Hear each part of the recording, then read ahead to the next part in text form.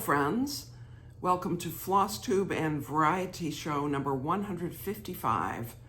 This is May 16th, 2025, Friday. And I'm Emily Williams in Chapel Hill, North Carolina. And today happens to be, I had this thought that maybe it was around now, but 4 years ago today is the day I made my first Flosstube video. Flosstube and Variety Show number 1. May 16th, 2021, that was. I'm not sure really what I thought was going to come of this over the time, but I'm so pleased at what has come of it. I've made new friends. I've connected with, I'll say old friends, but existing friends. Some of you would not want to be called old. And it's been really a pleasure to interact with you all in comments and an email, and a few of you have my phone number and text me, which is excellent. About all the things, the cross stitch mainly, of course, and the variety show, which I appreciate your interest and patience in the various things that I have just, talked about, gone on and on about over the past 4 years. So thanks for being part of this little segment of the Flosstube community. I appreciate it and I enjoy your presence.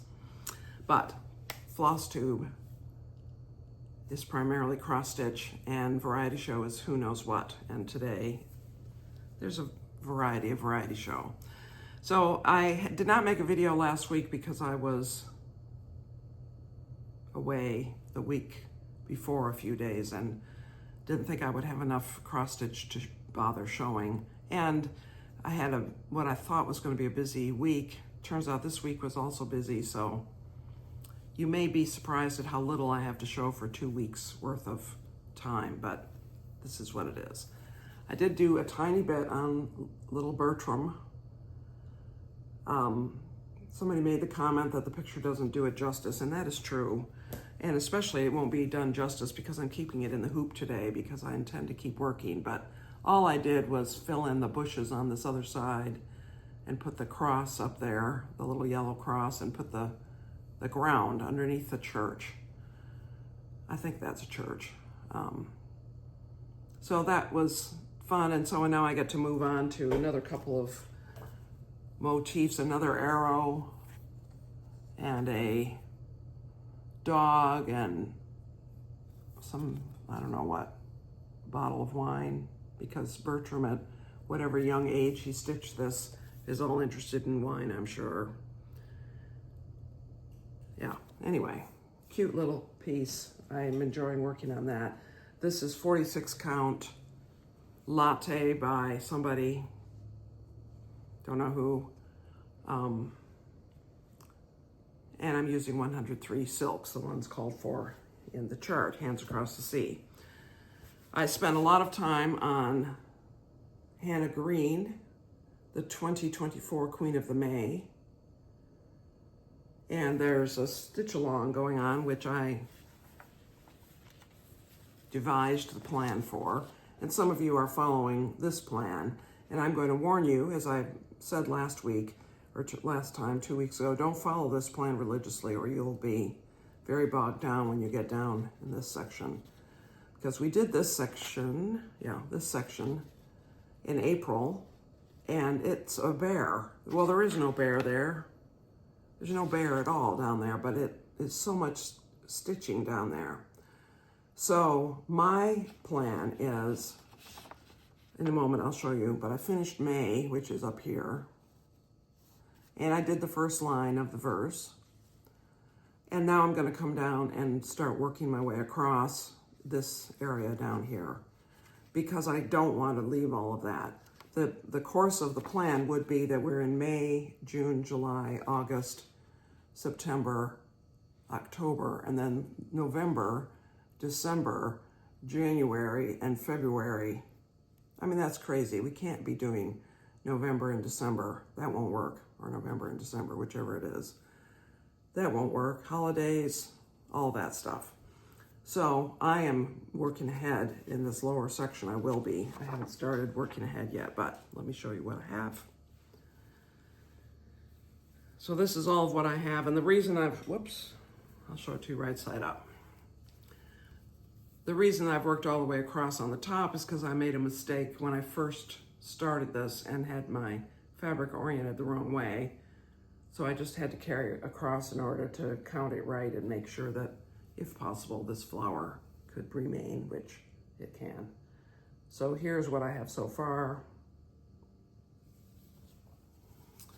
And May is these two chrysanthemums, this blue thing, and this little floral and basket arrangement, and one line of Jesus, permit thy gracious name to stand, text over one. I'm doing this 2 strands of DMC over 2 linen threads on 36 count, Just the Ticket by Tabbycat Linens, which is the called for linen. And the verse, the over one, I'm going to use 103s. And I'm using the chart to tell me which 103 is the equivalent of the DMC. So the verse is done in a very, very dark green. And the her name and the little birds down above the house. Well, her name might be the green too, but the little birds are black. So, and I have both of those in 103s. So that is Hannah Green. May is done, but I'm going back to work on something else down there. I think I mentioned 2 weeks ago when I made my video that I was going to make May, the month of May, a focus on this sampler, Margaret Hutton, which I am and I have done. Whenever I've had an evening of stitching, I've put in a few stitches at least on this. So what have I accomplished? Well, I finished the eyelet alphabet. There's 2 more green eyelet things happening here. And then this going across the bottom is eyelet border or band between that alphabet and the motifs. And I did a few more letters in this curlicue alphabet and carried that band across. I think I have 2, what is that, M? I may have just N left in curlicue letters, and then there may be something else there. I can't remember. I mean, I could look at the chart. It's right here, isn't it? No, it's just N, the letter N in green. And then a couple of little squares or stars or whatever there. And then I started down, I did another queen stitch rosebud, I think, let's call it that. And I started down in that cartouche that goes in the middle where, well, I don't know if you can call it a cartouche if it doesn't enclose words, I'm not sure, but this fountain thing happens, so I'm working on that. And it's, nice over 2 stitching, relaxing after doing some queen stitches and some eyelets. But I do like this. I'm not finishing it in May. It's not possible. May is half done. I mean, it is possible if I focused on it. But I'm not going to that degree because I have a lot of other things going in life and in cross stitch. Under the roof of blue Ionian weather, I now have less than 11,000, or right around 11,000 stitches to go. I only did 700 stitches since the last time you saw this. But, it's getting there. I worked on that sprig of flowers that's right there on top of the marble table, and more in the clothing and face area. This is a very heavy confetti area, so I was working in that. And then I give myself a break by going up into the sky. I mean, soon I'll finish the sky, but I'm kind of saving it because it's much easier stitching. But there that is. It hasn't quite hit that tipping point yet. I've, sort of wondered when is it going to? I think it will, and it might be around when 5,000 stitches are left, maybe something like that. So I'm getting there, and I'm ahead of my plan to finish it by December 31st, but I have to be ahead because I have some travel this year, and I know that once the holiday season happens, I won't do the entire, everything that's scheduled each day then. And now here's something you haven't seen in a while. I had to go back into the my February videos to find the little thing that I pull out of the description field, but this is the Floral Hussif by Jane Greenoff, which is the homework project for one of the little pre-retreat classes that we have. And I realized I better pull this out and see where I am. So where I was, I'll show you, this is what I have so far. And where I was is I had done 2.5 lines of these letters. So I finished the alphabet and I started on the little flowers and garden motifs that are in this. I did some of the back stitching. It's fine. This up here, it still lacks 2 little butterflies and all of the French knots. Now this ladybug is supposed to have French knots on the tips of its antenna, and I'm not sure what I'm going to do about that. This is 32 count Dusty Road by somebody. I can't remember. 32 count, that's what it's called for, is 32 count linen. And in order to make a French knot that is between the threads, that's big enough to not fall through the threads, it's too many wraps, it looks stupid. So to make a more appropriately sized French knot, I'm going to have to pierce the linen warp or weft thread, and I can do that. I'm willing to do that, but I haven't done it yet. And I don't know. I'm not sure that little ladybug needs it, but it does make me wonder up here in the top part. I don't have a close-up picture, but there are French knots on the tops of the antennae of some of those little creatures as well. So now the tricky thing is that when I finish this, you see that there's that's 4-sided stitch that's over 4 threads and it's pulled tight. I mean, it's as pulled as tight as I felt I could do. I could probably do it tighter, but hopefully it will be all right. But the idea is that this is going to be folded. This is the fold line, so that'll be folded. So at the base of this, there's another one of those. And then the next section, right here, is stitched on the back of the fabric and upside down, because this whole thing gets folded up into something that you then whip stitch the sides of it in some magical way, and it becomes a deal with little pockets and a flap that folds over the front and ties and all. And I have not grasped the geometry of it yet. So what I thought I would do is to take a piece of paper and sort of mark out how the proportions relatively that the piece is going to have, and see how it works folded up, create basically the same thing. In fact, what I could do is photocopy this, or print out another copy, from the PDF, and tape all this together and fold it up and see. That might help me understand what's happening. But anyway, so I'm going to finish the alphabet panel soon and then have to get my head moving on putting it backwards and upside down, the next little section. So that is what I've worked on. I had grand plans. I didn't do them. That's all right. I had a good time otherwise. I did work a lot. which is fine.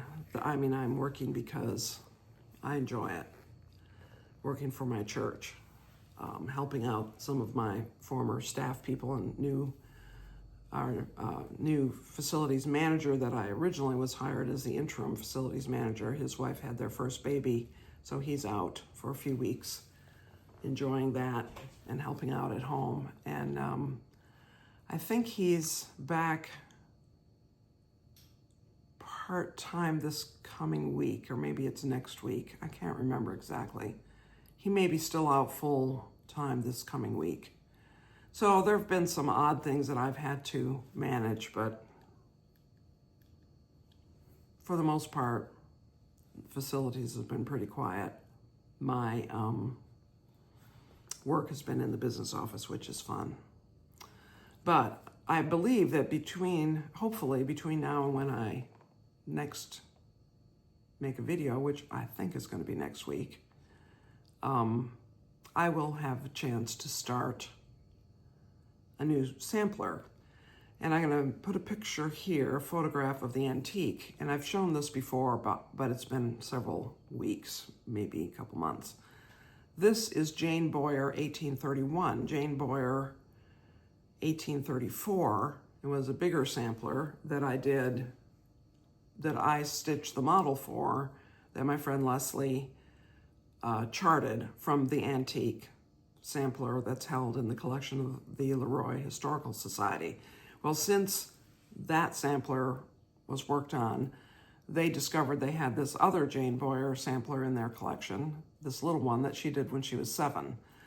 And so I charted it, and Leslie and I have been working back and forth on her looking at the actual antique to see how I did, and in particular trying to get the colors of the floss right.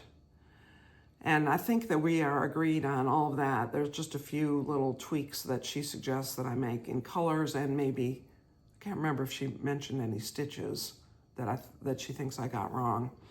I was working only from photographs, from very good photographs that she took. But I'm ready to stitch the model and to create the text that will go along with the chart. Now, Leslie will create the historical text, but we are envisioning this. So we believe that this little sampler that Jane Boyer at the age of 7 stitched was stitched on a piece of linen that was left over. There was a remnant from some other sampler, because there's some strange things in it. And I charted those and gave them colors, but they don't make any sense. It doesn't make sense that Jane Boyer would have stitched those. They seem like somebody started something on a piece of linen and then abandoned it. And then some of it might have been picked out and some of it wasn't. But Jane's teacher or mother said, here, you can do your sampler on this. Don't worry about that. You'll just work around it. And so she did work around it. But because of the condition of the antique, there's some threads missing and stitches lost. And because Jane was not totally consistent, I mean, she was pretty good. She was better than little Nancy Cook. But sometimes she did 3 threads, she missed a thread, left 3 threads or an odd number of threads from one item to the next, so it was shifted down. And sometimes she did, did that sideways as well. I didn't chart it that way. So part of that is laziness, and part of it is thinking to myself as I was working on this, what did Jane wish she were accomplishing? What was she aiming at? What is the sampler that Jane Boyer would have stitched if she had done it perfectly? And so to that end, I fixed these things. I normalized, regularized, not her stitches per se, I don't think, but the spacing mainly. And because it's very hard to match the colors exactly, Leslie and I, between my adjustments in the position and the problem with the colors, Leslie and I think we're going to call this an adaptation. And to that end, I think that some of these little areas, and I'm pointing as if I have this in front of me. I don't have it in front of me. Some of these areas which were leftovers from a previous sampler, if Jane had had a completely blank, free of blemishes piece of linen to work on, she would have put something in those spaces that wasn't what was there. And so I suggested to Leslie, what if we make this a little historical exercise for the stitcher. You can stitch the sampler, you will be able to stitch it as Jane did, and then when you get to these spots, here's a little pattern book. Here's a few motifs that you could choose from to put in those spaces, which is how Jane would have added motifs to a sampler, I'm sure, because there were a lot of little pattern books around. Children and their teachers did not make up things and put little X's on a piece of paper and then stitch them from scratch. They used pattern books. Now, the place that I'm getting my ideas is this book, which is called The Ultimate Sampler Motif Source Book by Brenda Keyes. And she has pulled motifs from and alphabets from many, many antique samplers in pulling this together. This is 2020. She published this in 2020. And many of the samplers that she pulled from are actually from the US, according to this little preface in here. And so this book is a really interesting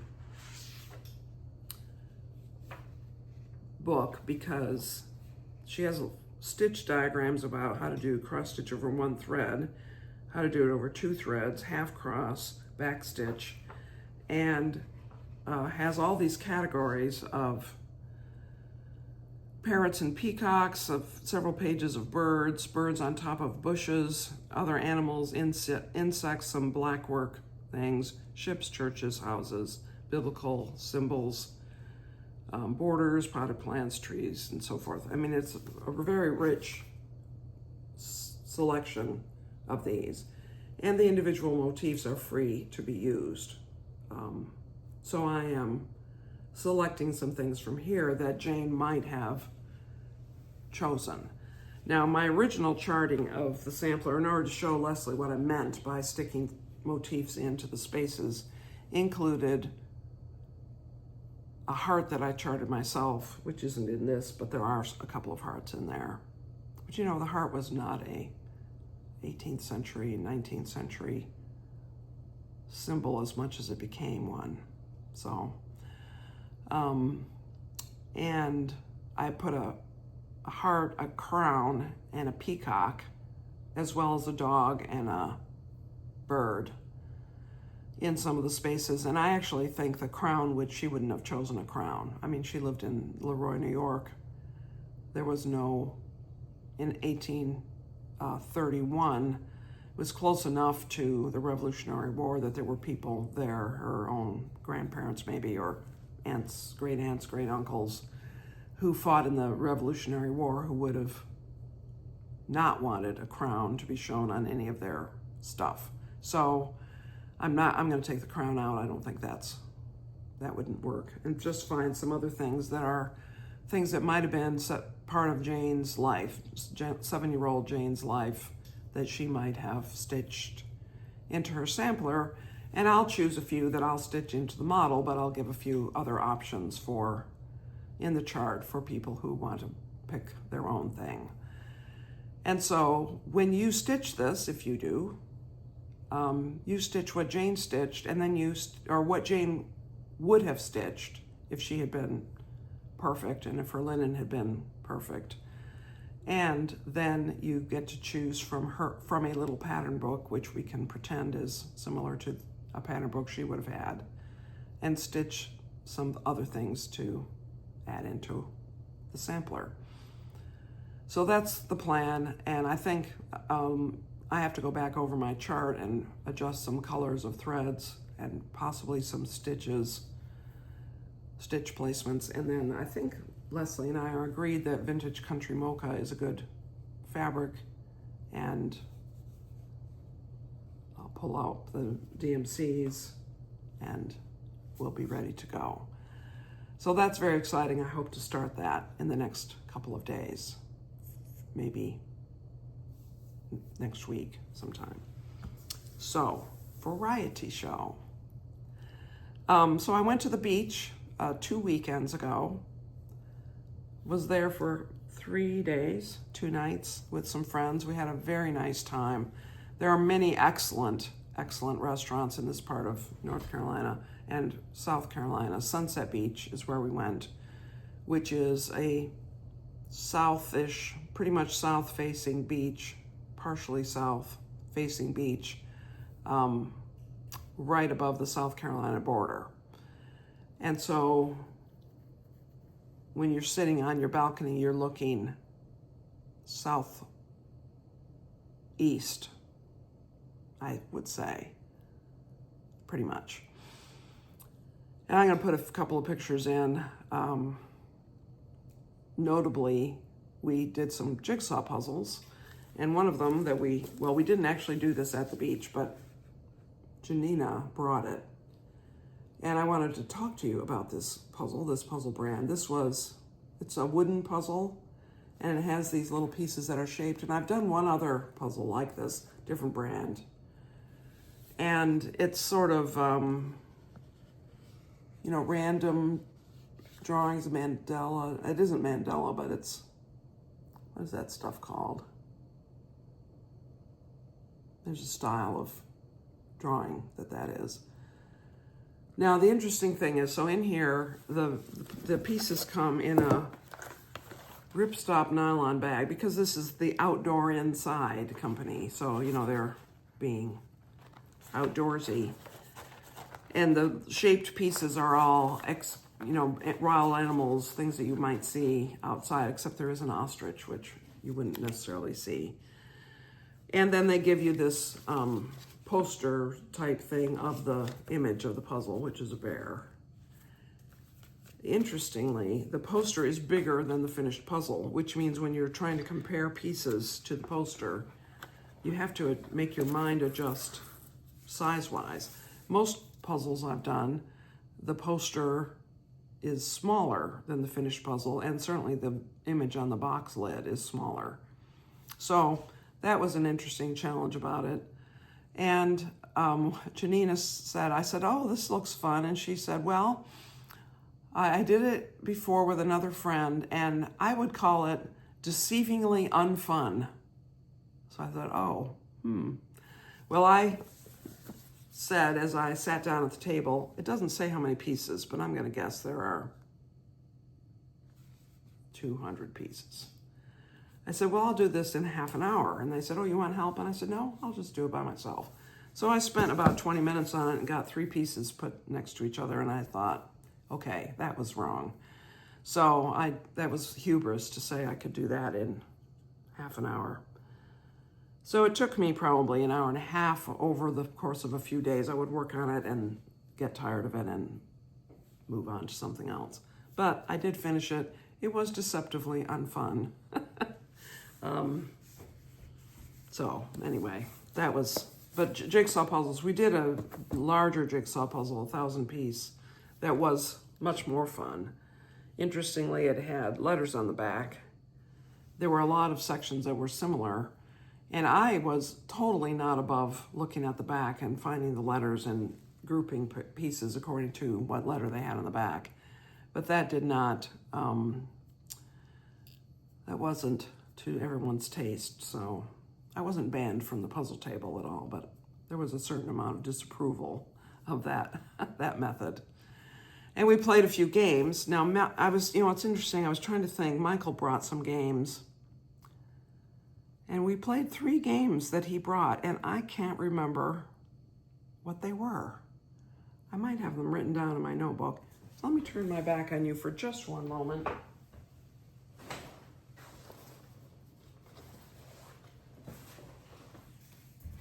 Let's see if any of these games are written down.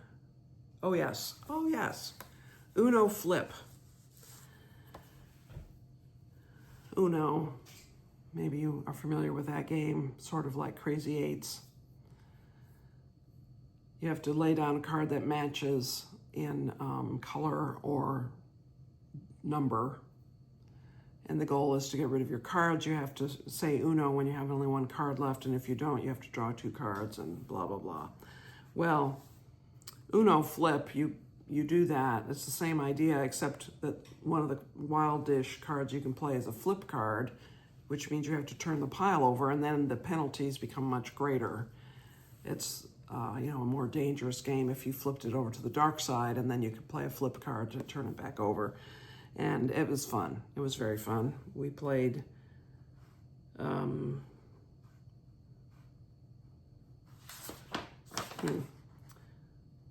I think we were supposed to play to 500. Oh, we did. And so whoever got to 500 points first lost, and then whoever had the lowest score at that point won. And it looks like Byron won, of course, but he was closely followed by Michael.